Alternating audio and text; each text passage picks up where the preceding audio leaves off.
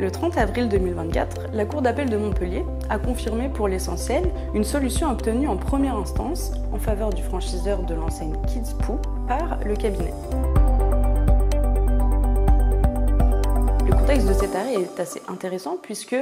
plusieurs franchisés de l'enseigne s'étaient regroupés autour d'un seul et même conseil pour attraire en justice leurs franchiseurs et tenter ainsi de déstabiliser le réseau.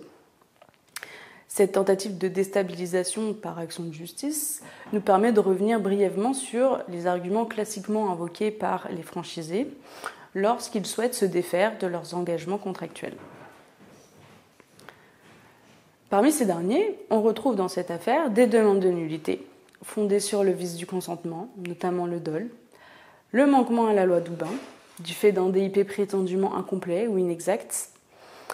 le prononcé de la résiliation au tort du franchiseur, du fait de graves manquements à ses obligations, notamment un prétendu manquement à son obligation de mise à disposition du savoir-faire. Nous avions également une demande de restitution des fichiers clients et des pages internet qui étaient la propriété du franchiseur, mais qui étaient exploitées par le franchisé dans le cadre de la franchise. Cet arrêt du 30 avril 2024 s'inscrit dans le même sens que les autres décisions déjà rendues dans le cadre de ce contentieux, puisque les juges ont débouté le franchisé de l'ensemble de ses demandes,